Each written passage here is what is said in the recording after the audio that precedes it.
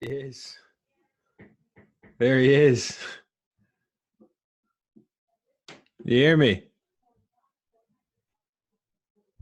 You might need to hit your mute button there, bro.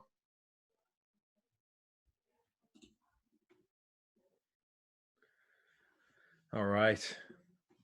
See if Jerome can get this going. Hello? Hey, there you go. Yeah, man. I had to take Wi-Fi off. The old talk Wi-Fi, eh? Yeah, I had to use 4G. Our Wi-Fi is rubbish here. Yeah, no, it's all good, man. What's going on? Yeah, sound, mate. Sound, just chilling. Man, Did a bit of work this morning. Yeah. Have you managed to get a haircut through these times? No. I was gonna say, man, you look a lot more clean cut than me. You look a lot more clean cut than me. I had it shaved pretty close before all this happened. So yeah, man, I'm struggling. I need a fucking cut big time. Like, well, I think I might go for the Johnny Depp look. I might go like super long. Keep telling Laura and Way, and they're just like, "What the fuck are you talking about?" But hey, what can you do, man? What'd you do? Just go super long, mate. I know. What'd you do this morning? I just got up, my breakfast, trained 2 of my clients, wrote some notes out, and then Nice. Yeah, I do a bit of painting today. You're doing some painting. Yeah, I hate DIY. I hate painting. I hate anything that's like home-based work. That's like funny. Actual like real man work. I hate it all. Is that Jess whipping you a little bit here this morning or today? No, she'd be right. To be fair, like the flat needs a lick of paint, and if we decide to move out, we need to get it done anyway. So yeah, spend this time doing it. Not looking going in anyways. Yeah. No, it makes sense, man. How about you? Listen, you all right? Yeah, I'm all good, man. Just fucking, we just like move around the house. So like every week we kind of like Way's upstairs, and then I'm in the living room, Laura's in the kitchen. So every week we try and mix it up because it's just fucking weird. Yeah. It gets boring. Yeah. Just being in the same spot all the time. No, you're right. That's the biggest challenge I think people have, and especially if you've got outdoor space though, so you're quite lucky, I think. Yeah, we are. Like the garden, like we did it last summer, so the garden still got some work to do, but like Way's got a bunch of kit. She's got that assault bike and she got boxes, so it's just like even if we just want to go and get a quick little session in, we've got more than most people, so we can't complain really. No, man, that's good. Yeah, are you still going to Flex though? You still train at Flex? No. I shut it down. He let me take some kits, so I've got I bought stuff 2 weeks before this happened. I went on Facebook Marketplace and I bought everything. Oh, did you? For Marketplace. Yeah, nice. I knew it was going to happen. There you go. The last thing I was going to do was be trapped with no gym kit. That's wisdom. Why is all my there? Clients, 2 weeks before it happened, I made all my clients that could afford it buy everything. I gave them a shopping list that says you need to buy all this equipment. That's a good shout, man. 3 of them bought it. The others didn't bother. Nice. That's a good shout. Well, listen, pal. Yeah. We'll get her kicked off. I always start recording anyways, like as soon as you come on, because you never know what people are gonna say, and it's funny. Yeah. So listen, thanks for taking the time. I think it's long overdue. So welcome to the Fitness Burrito Podcast. This is going to be episode 7. So I'm just trying to get some people on, get some episodes going over the next kind of 2 to 3 weeks, because we've got the time. So I've got the pleasure of having a pal of mine. I used to be his boss back in the day. I don't know how. I don't even know how that's possible, because you'd fucking murder me if you could. Really, you're way bigger than me. But you still paid attention to some of the things I told you to do on the gym floor, which is cool. So I've got Jerome. How do I pronounce your last name perfectly? How do I say it? Sherrer. Got it. Okay, because for some reason I used to say like Sheffer, and I was like, why the fuck am I saying Sheffer? There's no F's in there. So I've got Jerome Sherrer on, and I'm pretty excited to have him in today, because he's got a lot of knowledge on just kind of like the muscle building side of things, biomechanics. He's done a lot of self-development probably in the last year or two, I'd say. He was a sick PT when he first came into my gym, when I was managing a gym in Leeds, which is in England. For anybody out there who has no idea where Leeds is, And yeah, I remember the first 3 months, man, you just kind of killed it. So, and now he's at a private studio, which is probably a little bit more niche bodybuilding. But yeah, mate, kind of introduce yourself, tell the people what you're about, where you're from, all that kind of stuff. Yeah, so I met Dan, when was it? 2017 it was, yeah, 2017. That's when I started PT. So I've not really been doing it that long, really, I don't think, but I came from about 14 years in the Royal Marines before, previous, so yeah, I had some sort of background to fitness, I guess, if you could call it that. Yeah. But what sort of saved me really was when I left the Marines, I had no structure, you know, I had a really hard understanding of how life was outside of that structure lifestyle. Mm-hmm. And what fitted in perfectly for me was the lifestyle of bodybuilding, having routine, having discipline, and having an understanding of where you're going and where you can progress to. And yeah, that's really what saved me in the end, because it was difficult leaving. And now I wouldn't say it's an obsession, but it's definitely a love. Yeah, and it's good. I spent a lot of time, like last year and this year as well, I've done more education, just learning more. And it's never ending learning. You know, it's a rabbit hole, isn't it? You go down it, and you can never be the master of everything. Yeah, but it's good to understand your craft, I think. Definitely. And you competed, didn't you? Was it last year you competed? Yeah, I competed last year in classic tall bodybuilding. I made a few mistakes. Yeah. Maybe more mistakes than I thought, but I'd never really done it before.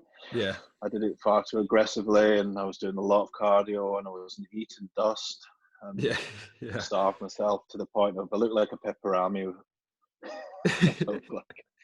Yeah. And then I turned up to the show, and there's these 20-stone Polish monsters, and I was just like, wow.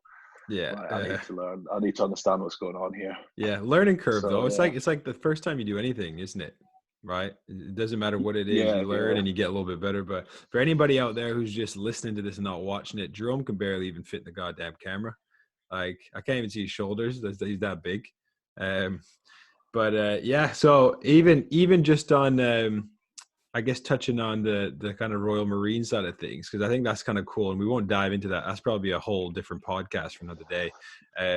But what were you doing out there? Where were you? You were based in, is it Afghanistan you were at? Yeah, we served in Afghanistan, Iraq, North Africa, West Africa. We traveled all over, but what you do is you join the Royal Marines. I joined as a 17-year-old. In 1997 I joined. Wow. So I'm old. I'll be 40 this year. You look good, though. You look good, mate. I'm trying. And then you go for a 32-week selection process, which is recruit training.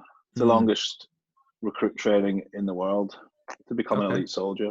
Got you. And when I passed out of training, 9/11 hadn't happened yet, and people forget that that was 2001, and it was a different world then. It was a different military. And then that day that happened, we all knew everything was going to change. And that was the day everything changed. And we spent the next 13 years at war, basically.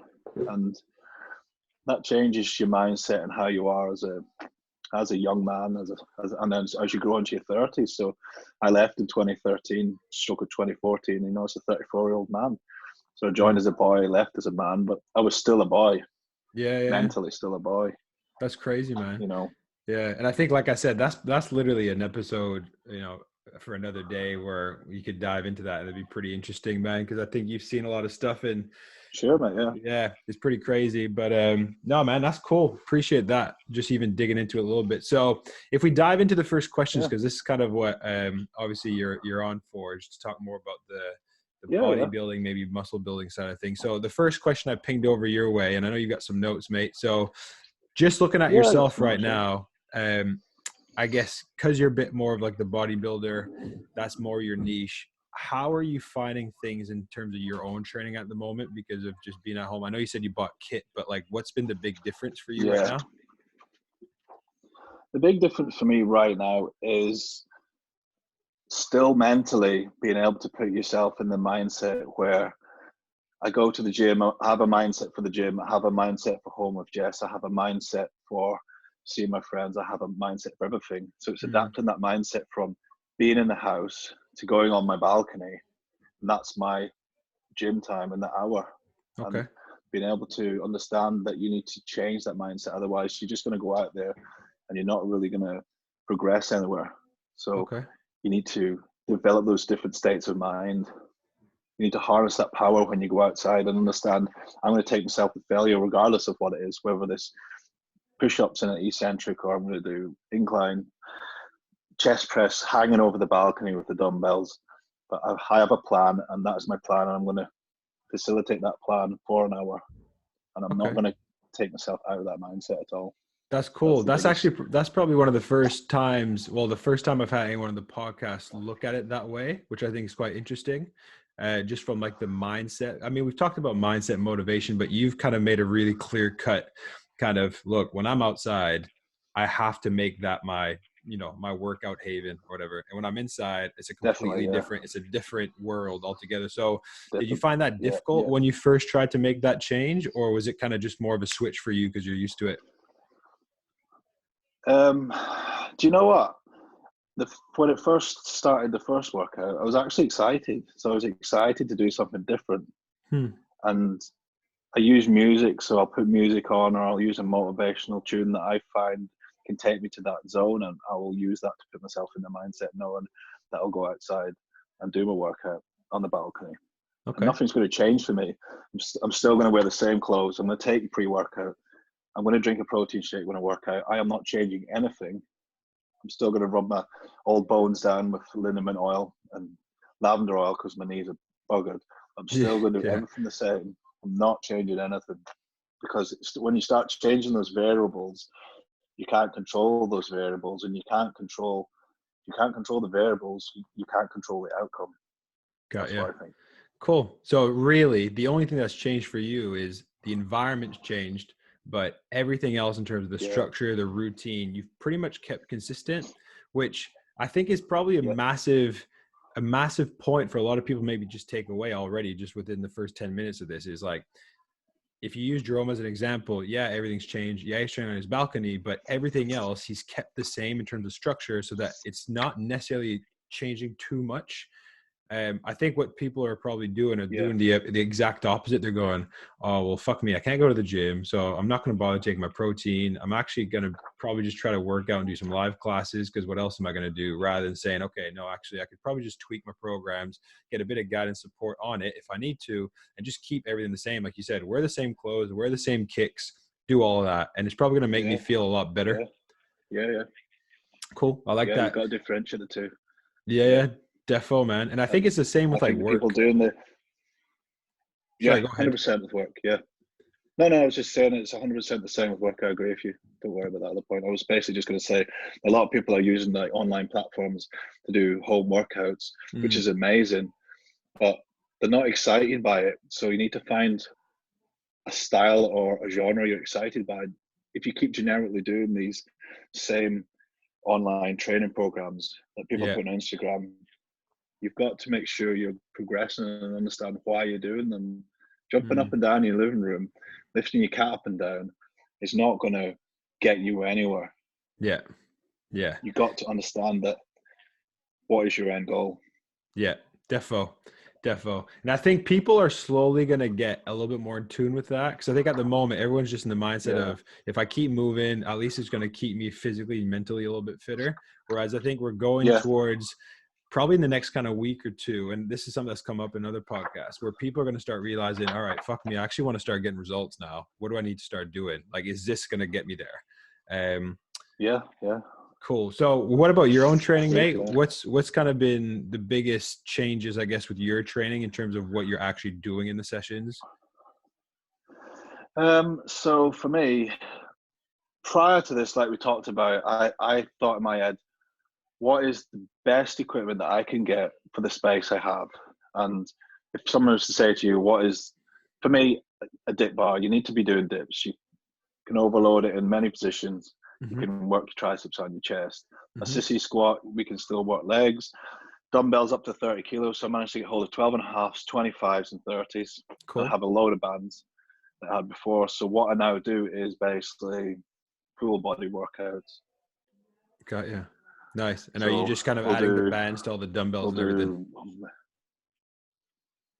Yeah. So I'll take 2 lower, 2 hard lower, and then I might do 4 light upper, which is just 1 to 2 sets. Okay. And then I'll change that. Nice. You do that every day, or are you doing that every other day, or what are you doing? I'm doing that 4 times a week. Okay. Nice. Yeah. And then fluctuate calories between training day and non-training day. Got you. Okay, cool. And we can dive into that a little bit more after. Sweet. So yeah, sure. I guess the next kind of question I had, and I know we kind of tweaked it before. So what I originally sent over, I think I tweaked it to, I guess, what are the things that you're seeing out there right now that's just kind of like frustrating for you, or maybe getting on your nerves because of, like we said, training programs, whether they're just being prescribed generally to the whole, like all the masses, because that's just what everyone's doing. And just kind of what we're seeing on social media and from online coaches, like, what do you think are kind of mistakes that they're making? What's kind of like just annoying you from it? I think the biggest mistakes I'm seeing is the fact that a lot of the online coaches, they've never been in this environment before, so they've never had to work with limited equipment. And for the last year or so, or depending on how long they've been programming for, they have been pumping out generic workouts that you can do in any gym, from your pure gyms to your ultraflexes to your gym group gyms. Yeah. And now they're really having to think, what can I do? And now all we now see is something with the odd band. We might see push-ups, and these guys can't even do push-ups. Yeah. So, and there's a very small and limited understanding on them actually giving a personal service now, because it doesn't look like they know what they're talking about, unless you're looking at the Callum Raystricks and those are guys at that higher level, Kasim and Joe Bennett, and you look at how they're prescribing home workouts and what you can utilize equipment wise, and how you can make things be overloaded in the short position or isometrics, or how to work in the lengthened position with different resistance profiles. It shows the level of education that those guys have compared to what has been prescribed for your average general population. And I think, and I think a lot of them won't know that because they've never gone and looked for it. And it might be that they have to start doing it now, and hopefully they do. And if they don't, well, they're going to notice that they're probably not going to be the more reputable PTs towards the end of this. And again, it's like, I'm learning stuff and you're still learning stuff, and we're going to get better and better and better. All time, but I guess what are kind of some of the things that you're seeing out there that maybe, if you could, you'd put your arm around that PT or that coach and say, look, like, stop doing that altogether? I think a lot of them are going with the misconception about who they're actually training. And I think they need to be more aware that it's personal training. And there's also a really large misunderstanding on, if we're talking about now in the situation we're in now, where people are giving them basically cardio to do. Yeah. They don't understand that they're giving them cardio. They're not going to grow.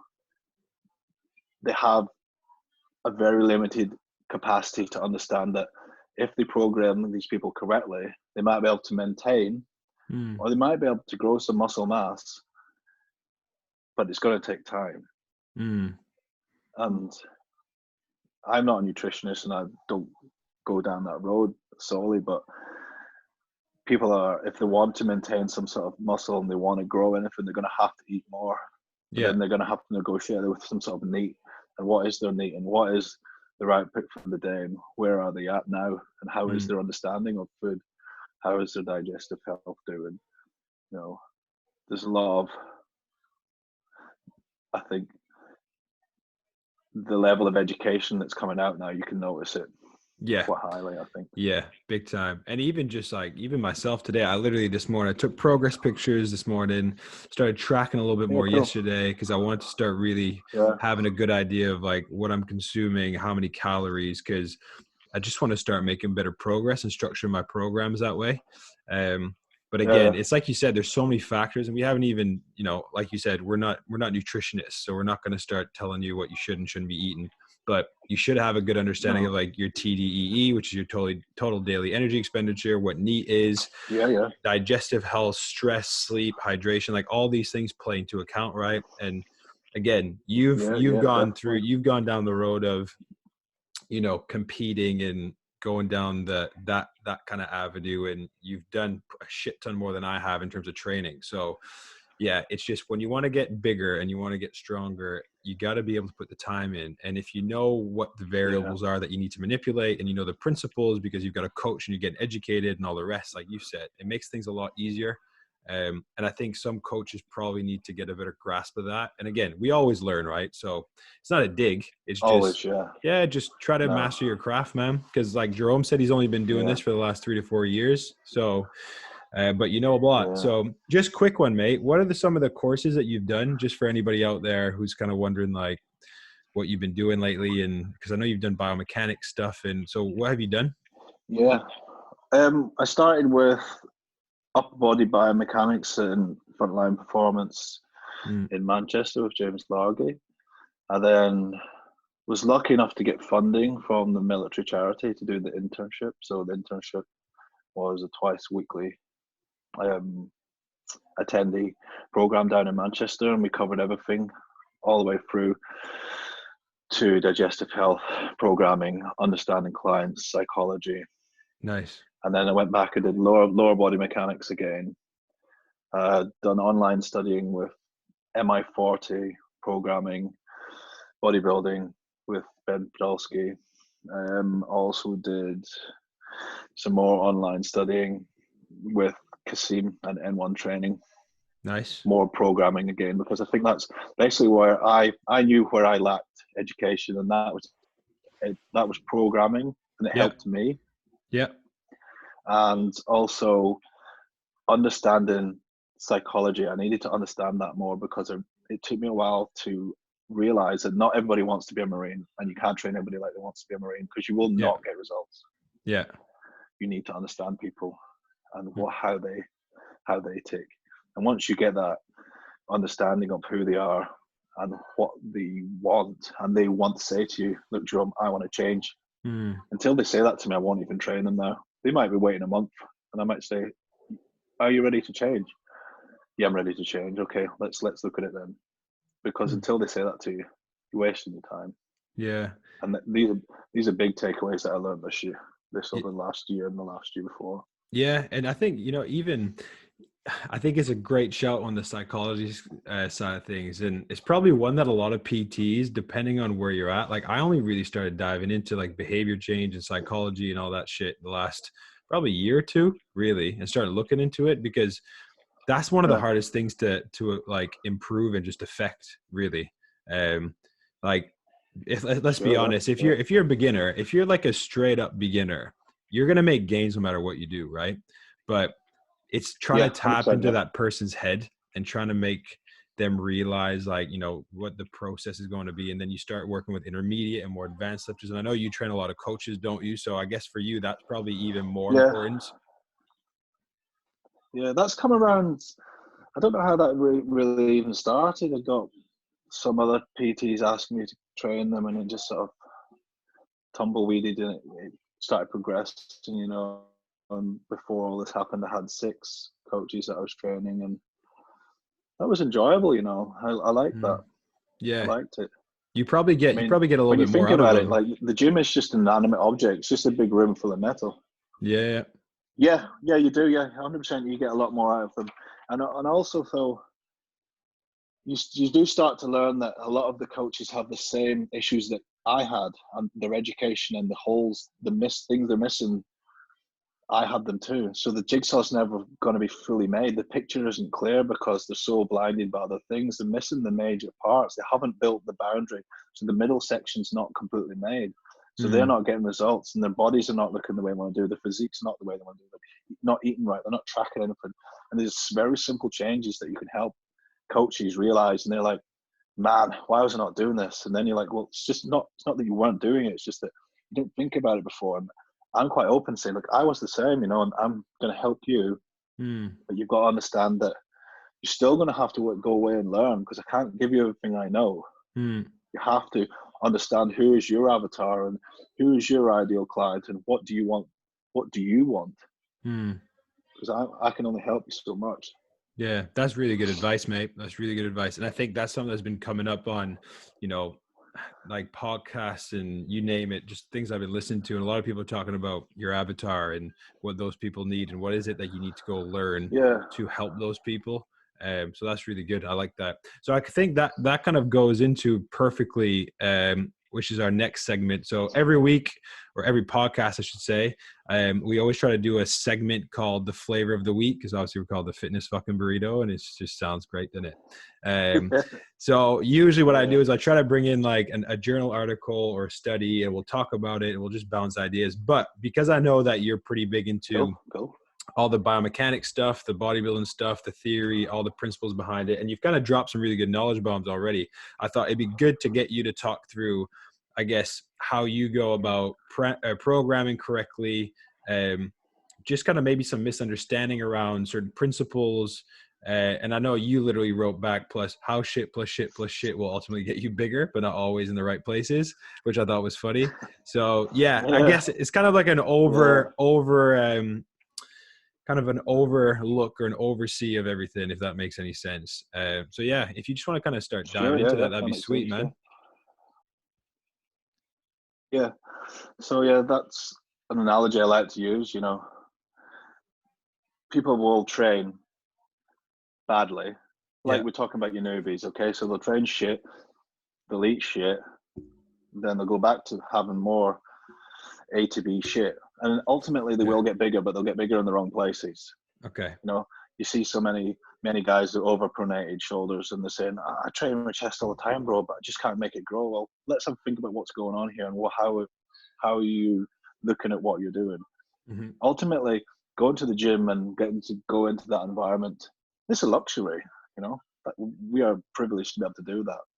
Yeah. But would you go to work every day? Say you worked for Lloyd's Bank and you're the manager. Would you go into Lloyd's Bank and just think, "Oh, no, I'm just going to make it up today.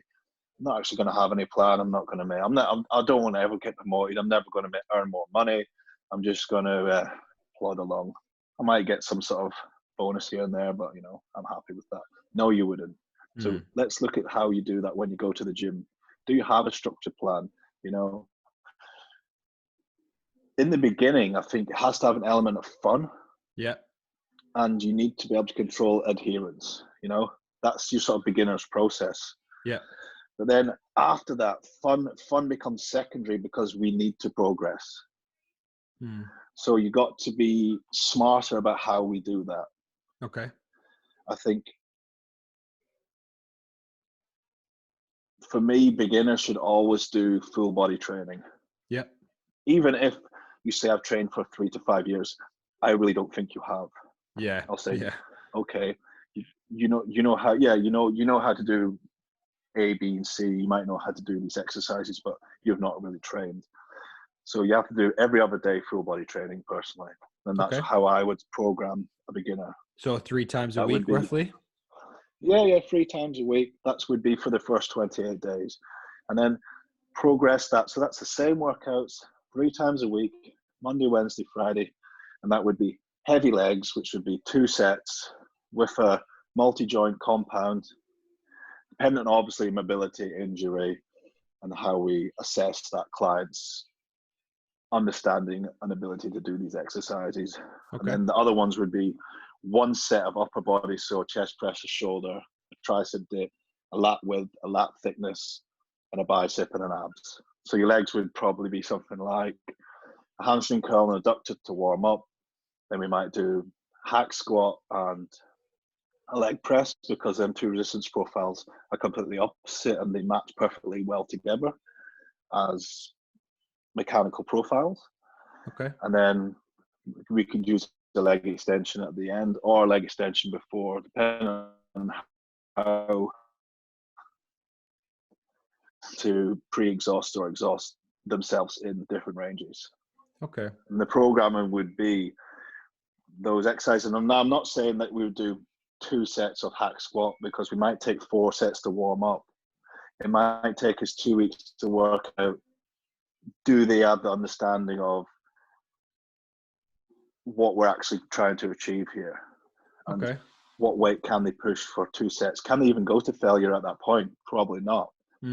I take on some people, I train people and they're like, we've only done 3 exercises and I've never worked this hard in my life. That's not because you've never worked that hard. You just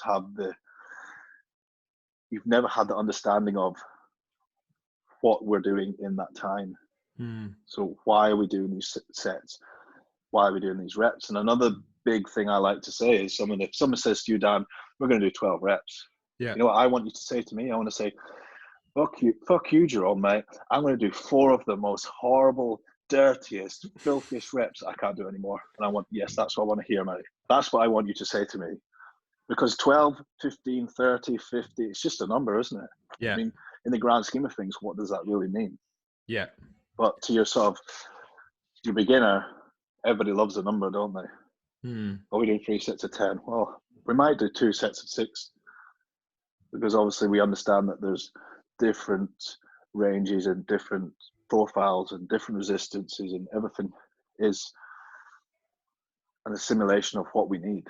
Cool. So do we need CNS, mechanical, and metabolic reps?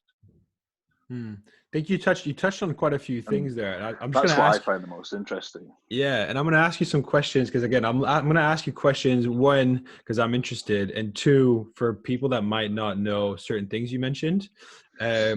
So sure, yeah. First thing I'm curious about is because the way you described how you program is completely different to how I do it, which is cool, by the way. So when you're looking at it, you're necessarily not, are you looking at it from, so let's just say generically, so most people would say if they're going to program, they might look at, okay, between 10 to 20 sets per movement or 10 to 20 sets per muscle group, right? Do you look at it that way? Or are you mostly just kind of look at it more so from a, you said mechanical profile and all these different things. So what do you mean by that? So for me, I'd look at it as what can they optimally do to take them as close to failure with the least amount of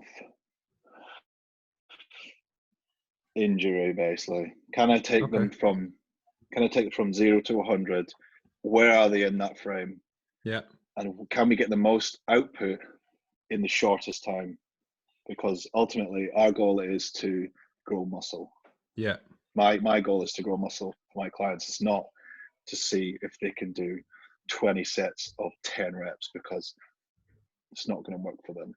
Got you. So you find your rep range, like, when you're doing, you said sometimes, you might say a fucking number, but then realistically, instead of doing sets to 12, your client might do sets to 6. Is that because you're focusing more on and again, this is where people start throwing things out like time under tension, but you're focusing more on the impulse, right? Which is kind of like the amount of force that's happening in that set, right? Basically. Yeah. So I think that's what some people, and again, this is just because I've been reading Eric Helms's books, which are really, really good.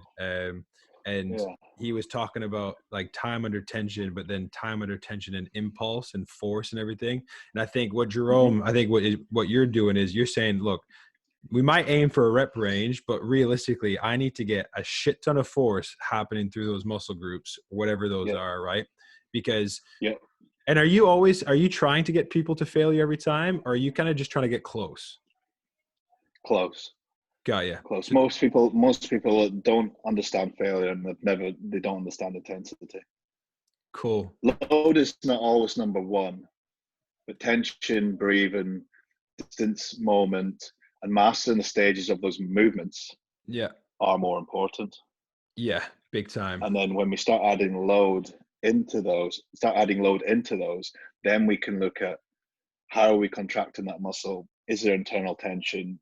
Create the torque, and then add the load, and then we look at time, distance. Cool. So when you're talking about failure as well, how optimally can we do the exercise? Got you. When you're doing I think there might be a few second lag. That's why, my bad. But when you're doing the exercises till failure, are you talking about like technical failure or like proper, I can't do any more reps because I'm going to fucking die. Like I'm going to fall. I can't even get the weight up. for your beginner, it'll always be technical failure. I will go till the point where if it gets to the 7th rep and the exercise is no longer optimal, we'll stop. Cool. Perfect. And we'll either take a breather, and I might say, okay, relax. Let's see if we can go again. If they do one and it's no good, right? We stop, reset, take a rest. And that's another big thing is people don't take strict rest periods into account ever. They just rest, or like on Instagram, send a WhatsApp, I'll go again.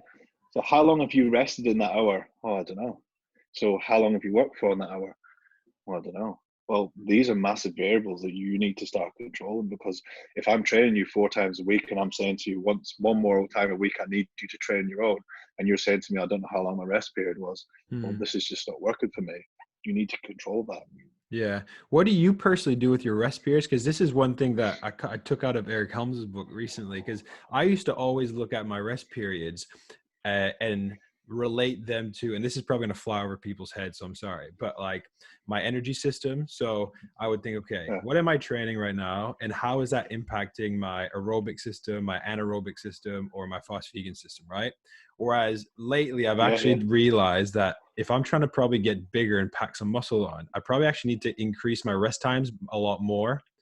But how do you look at it when it comes to rest times and trying to build muscle? You just say, look, take time. And then if it's 2-3 minutes until you feel good to go to get the most out of that set again, then we're going to do that. Or do you just try to reduce it? No, I'll usually look at taking 2 minutes. 2 minutes is a good target for me, but that'll also depend on rep ranges, sets, what we're doing. Are we doing a giant set? I mean, if I'm training beginners, we don't do giant sets, we don't do supersets, we don't do drop sets, we don't do any of that. Yeah. There's no point. They don't understand what we're doing there. But if we're looking at purely muscle building and want to achieve an ATP, we're going to take 2 minutes. Cool. I like that. It's good to know. Cause it was funny. I was reading through the book and I thought, geez, I'm not taking enough rest periods. Like I'm probably burning more calories per session, but it's actually probably affecting my gains, because it means that I can't lift as much weight, as heavy weight consistently throughout each session because I'm too fatigued.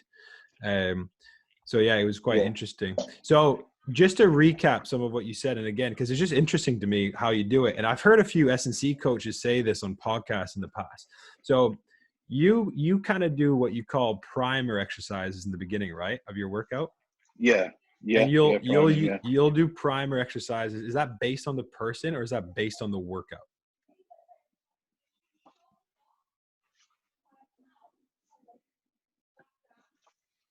Sorry, did you hear what I said there? My bad. No, I was just saying it cut off, man. It's just no problem. I was just saying with your primer exercises, do you use those specifically for the workout or specifically for the person because of a weakness? Like how do you go about those primer exercises? Priming exercises will be done depending on how we're programmed the exercises in the workout. Got you. So and it'll always be, we're doing some sort of upper body, and first exercise is going to be chest, and we're going to do chest and posterior chain.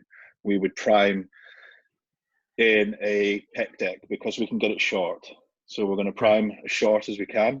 Mm-hmm. And that might only be 4 reps, Dan. It might be 4 reps. It might be 44 reps. But they might go, you know what, Jez, I'm done, mate. 4 reps, I'm in. I'm connected. I'm good. Then we might do a single arm lat activation with a rope. Get it short as possible again. I'm good. Right, let's go. Cool. Same if we do glutes or hamstrings. Yeah. So you're basically trying to get almost that muscle mind connection. And you're trying to make sure that's 100% what it is, yeah. So you're priming it. So you know that exactly when you're going to go over from the pec deck to the bench press, whatever the hell that exercise is going to be, you know that guy, Rob, let's call him, he's like, yeah, I can feel it. I know what I'm going for now. Yeah, 100%, man. That's what we're looking for. Cool. And then once you actually get to that compound movement, then you're going to start. This is where I find it interesting, because you said you might do 2 sets, right, of bench. And that bench might look like 2 sets of 4, or might look like 2 sets of 40. So explain how that works. I think a lot of people are going to be like, what the fuck do you mean by that? So for me, say we're going to go and do a bench press, we would load it. I would already know where they're optimally at, because you're going to work out 70% of the 1 rep max. Okay. And if they're 8 to 12 reps, that's what we're going to do. So then let's say their 1 rep max is 100 kilos. Our first set will probably just be 4 reps with 60. Okay. That's not a set. That's just us warming up. Yeah. So we'll do 4, and then we'll add on. Then we might add on another 20. Got you. So now we've got 18. We're going to do another 4 reps. And then we're going to go, right, Rob, we're now going to do our working set. Our working set is going to be done with 95 kilos. Yeah. And it's going to be anywhere between 4 and 9 reps today. Okay.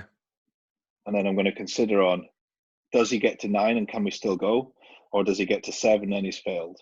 Got you. And then our second set will be a back off. So deload it a little bit and it'll be a back off. And then we're looking at 9 reps to maybe 16. There is no target number there, but it will be recorded. Cool. And then also I'll record the time that it's done at. I'll record, say it's 6:37 in the morning. Okay, 6:37 in the morning on a Tuesday. This is where he did. He slept these many hours. He had this to eat. He felt optimal between 1 and 10, and then that's what we got. It becomes a process of recording everything, but they're the variables that you as the coach can control, because you're providing that service for them. I like that. That's good. And I guess what you're probably doing as well within those different rep ranges, there's just probably where I think you mentioned this a few times just in passing conversations, is like people don't understand sometimes, and not because it's their fault, it's because they just need to probably go read a bit more. But this is where like fiber profiles come in. Like Jerome's still potentially going to impact the growth of a muscle, regardless if it's in that 6 to 12 rep range. Like it doesn't mean he can't get bigger because he's doing 15 plus reps. It just depends if he's getting close to that failure, because he's finally realized what failure looks like, or I guess technical or mechanical or whatever that might be. So yeah, cool. I like that. And then I guess after that, because I'm just recapping this in my head because I think it's going to help other people do it. And then once you've done those compound movements, which might be strength or hypertrophy based, then you're going to go into some more isolation exercises, right? And you'll kind of do the same. You'll do a little bit of a warm-up set, and then you'll go back into those whatever kind of rep ranges, and then record, track, and repeat. Yeah, that's right. Yeah. Cool. That's cool. So I guess in a way, without even probably like doing it on purpose, you probably are hitting a certain amount of sets within that 10 to 20 set range, but you're just being very meticulous with like priming the muscle, making sure that your CNS is firing properly, making sure that you know their weaknesses, what they ate, what are like their sleeping habits, everything, so that you can properly optimize every single set and rep moving forward. Is that fair to say? Yeah, 100%, mate. Yeah. Okay. Yeah, very good point about CNS. Very good point that people don't take into consideration. Is they don't take that word into consideration, and a lot of people don't even know what that is. I've spoken to coaches that didn't even know what it meant. Yeah. And not that I was surprised about that. I was just thought, well, that's a huge part of what you're trying to do. And if you talk to some coaches and you say, what is your thoughts on hypertrophy? Well, I'm not interested in that. Well, you are. Everybody's interested in that. That's what we're doing. Yeah. We are all secretly bodybuilders. That's what we do, and we are building our body, regardless of what you're doing, whether you're a cyclist, a crossfitter, a bodybuilder. You're doing some sort of form of muscle building. That's cool. No, I like that. I think it's a really cool and interesting way of how you program and how you look at things, because you're still progressively overloaded, and you're still tracking everything so that you can make sure that people are doing progress, whether that's from a rep range perspective, a weights perspective, an intensity perspective, right? Which it's like, it's all the same principles, but you're putting it all together in a very more detailed approach, in my opinion, compared to most people, which it shows that all the learning and education that you've had from all these big guys, like the guys that you mentioned earlier, some of you guys don't know who these are, like they're fucking big time. Like, you know what I mean? So you can tell that that's massively benefited your service, man. So that's cool. Sweet. Is there anything else on that bit that you just want to chat through? I guess maybe talk about time under tension, how you look at it, mate. Because I think that's one thing that we've talked about back and forth that might just be cool for people to hear how you look at it. I think time under tension is. Can you hear me? Yeah, I can hear you. Yeah. I think time under tension. I see it all the time now. I see posts on Instagram and people saying, "Oh, let's do bodyweight lunges time under tension," and they're mistaking the fact that they're calling time under tension a tempo.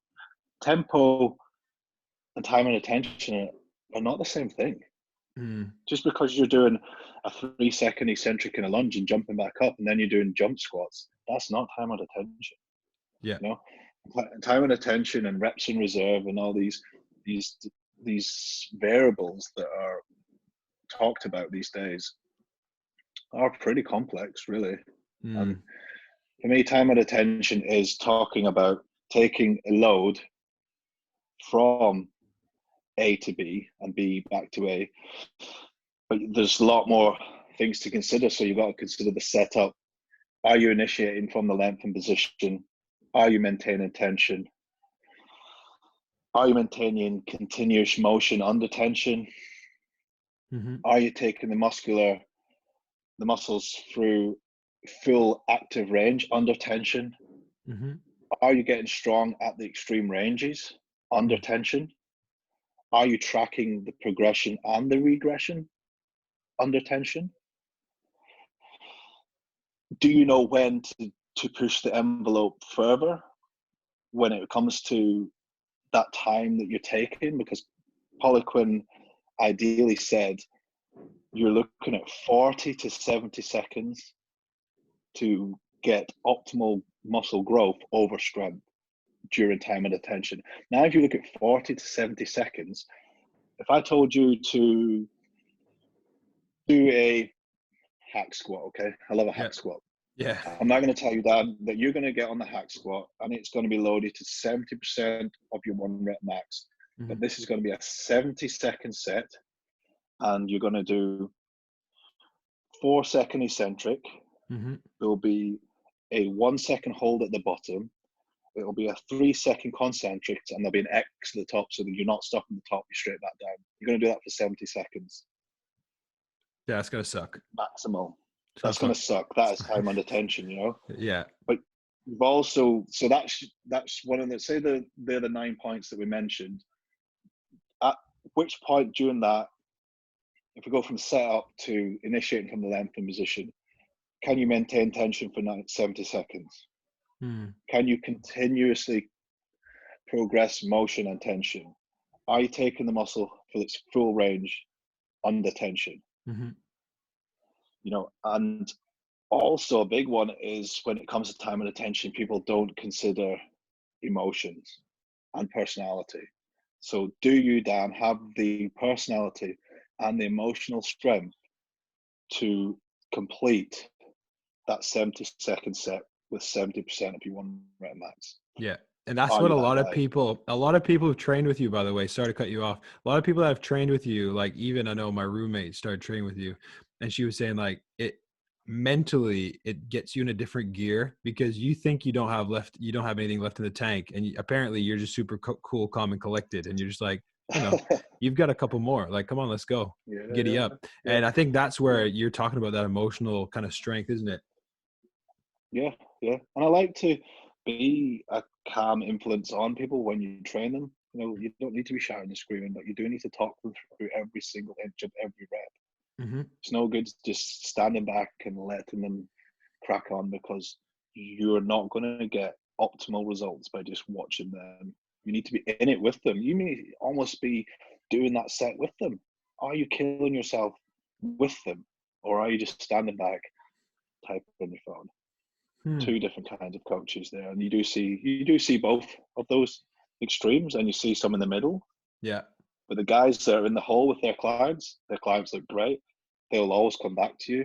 Yeah. In fact, they might come see you 4 times a week, and they buy into you. They believe in you. And if I said to my guys, "Is right, guys, I want you to jump off this bridge." All right, when I'm going to jump off the bridge, then I'm going to go do it now. Yeah, defo. And I think, like, if you're a coach and you're listening to this, because there'll be a few PTs listening to this, if you're somebody who is just want to get bigger and just kind of get a better physique, like what Jerome's doing in terms of the detail and the service that he brings forth for his clients is pretty incredible, I would say. And like, I remember when you first came into the gym, mate, as a brand new PT, like the shit you did then was, but like, even then, I remember you used to, like, what was it? You used to make like all their meals and bring it to them, didn't you? That was like, yeah, I did that. Yeah. Yeah. And again, this is stuff that like, that's like 99% of PTs wouldn't. I didn't fucking do that. Like, I'm not going to lie. I didn't do that. But I think it just goes to show like your willingness to help people. Like, although, you know, you have your own approach, you're doing things and it is working. Like, at the end of the day, you're just trying to help people. And I think your service showcases that, which is really, really good. Cool, man. I think there's a lot that was ultimately sick. Like, coaches were a luxury, aren't we? So if people are going to invest in your time, then you need to treat them like they are worth your time, you know. And if they mess you around, then just bin them. I'll just get rid of them. But yeah, if they invest in you, invest back. Yeah, you know? That only makes you better. Yeah, defo. That's really good. Good advice there. Awesome, mate. I think that was a sick flavor of the week segment. I know I asked you a lot of questions, but I wanted people to, I just wanted kind of like, you know, the average person who doesn't fucking know anything about training to just kind of dive into it and go, oh, actually, that's kind of how it works. That's cool. So that was great, mate. Thank you. Last kind of question before we probably finish off and go into a little bit of a quick fire round is, what would you focus on to get bigger right now if you're at home? Like, if you have minimal kit right now, like you're not lucky, you haven't gone on Marketplace and bought all the stuff you have, you might just have a band and that's it. What would you try to do? Depending on what my physique looked like now, I would start knowing how many calories I'm eating for starters. Okay.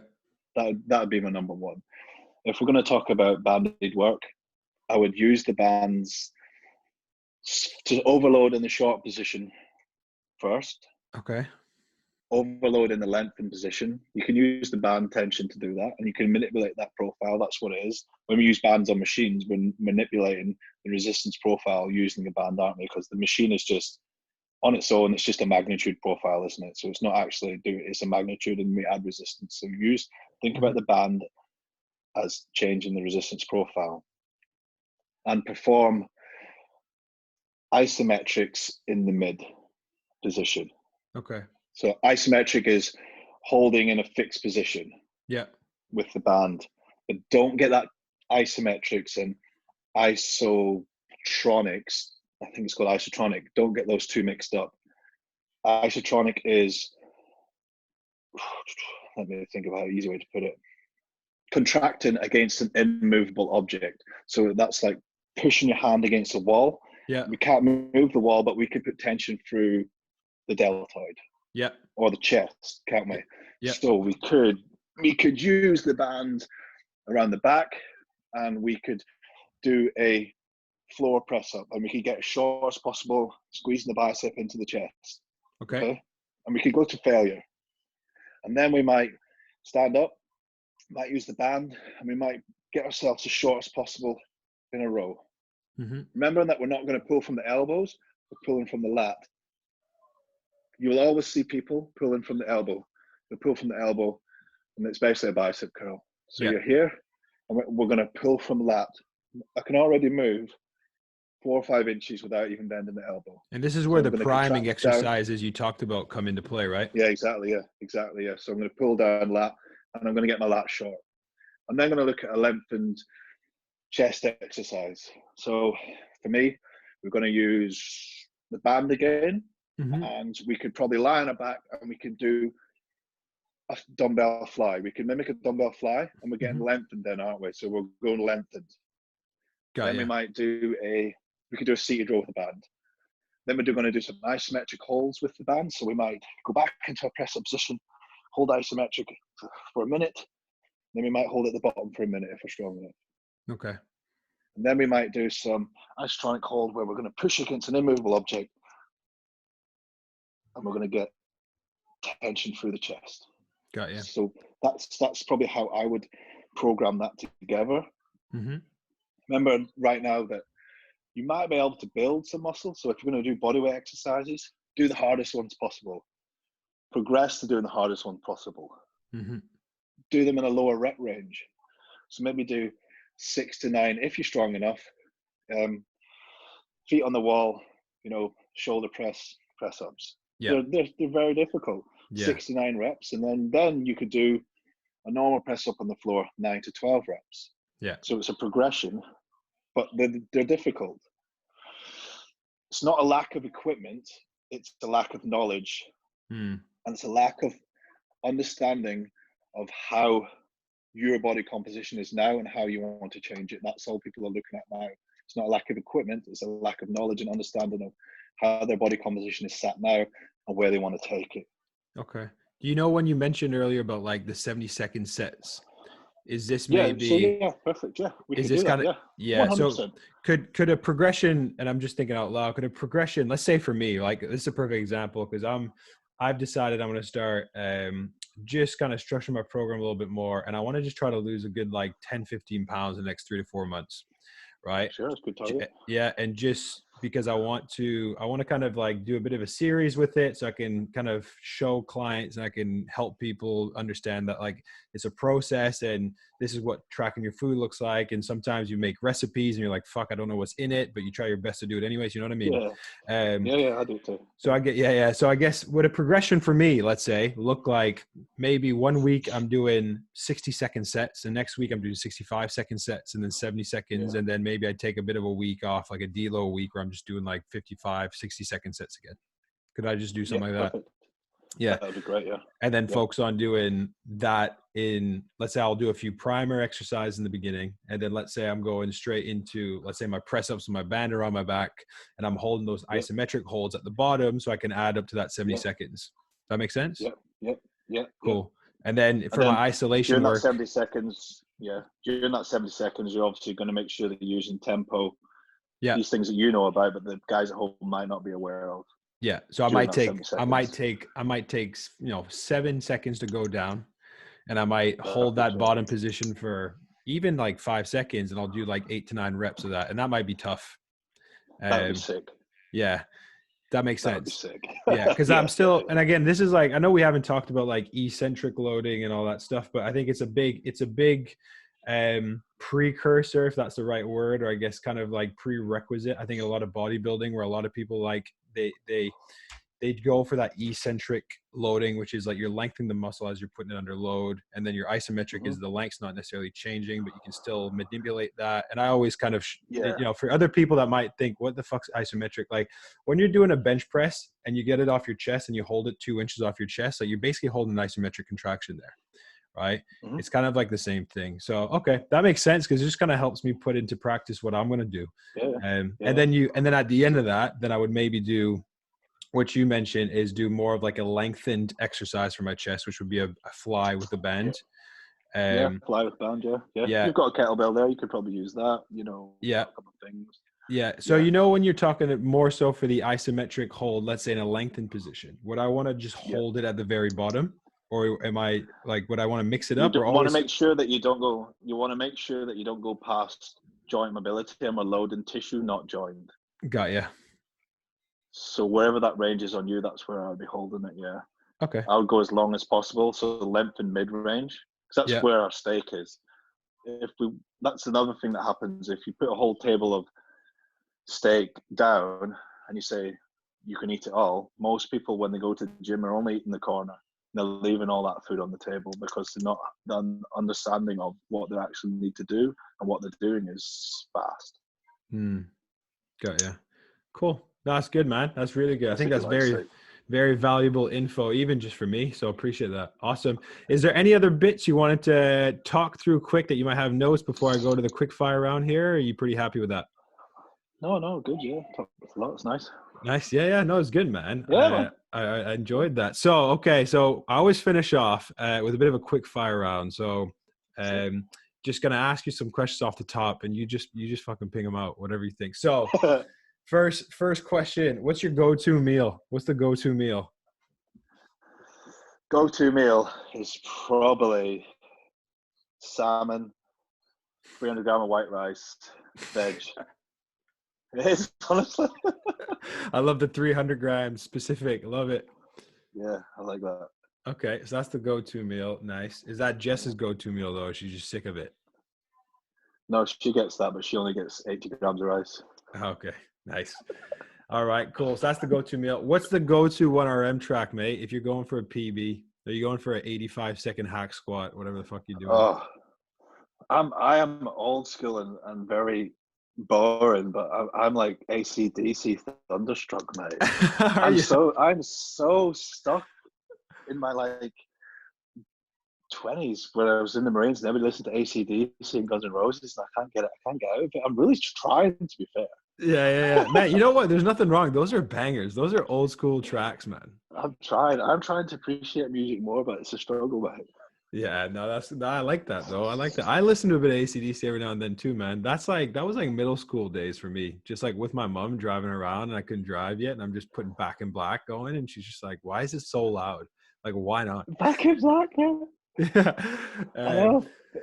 What's your I asked Pete yesterday, he was on a podcast, what's your go-to Kaz shoes? What are they right now? Just black Converse Chucks. Yeah. Okay, nice. Yeah. Although I really want a pair of Jordan 6s, the old school ones. Yeah, the burgundy and white. I want a pair of those, but yeah, I'm gonna have to wait till after this because no one to go in them. Yeah, they are, mate. Yeah, Jays again. Another guy who likes Jays. I love it. There's 2 guys in a row I've had on the podcast with Jays. Yeah. Favorite sport? Favorite sport? Oh, it's probably going to be bodybuilding, but people don't think that's a sport. Really. Hot take. I'd probably say NFL, mate. Yeah, nice. Who's your favorite team in the NFL? Minnesota Vikings. Nice. They always were. Yeah, Vikings, man. They're a good squad. They did well this year too. All right. If you could be sponsored by any brand, who would you want to get sponsored by? Because we're going to reach out to them after today. We're a big deal, aren't we? So.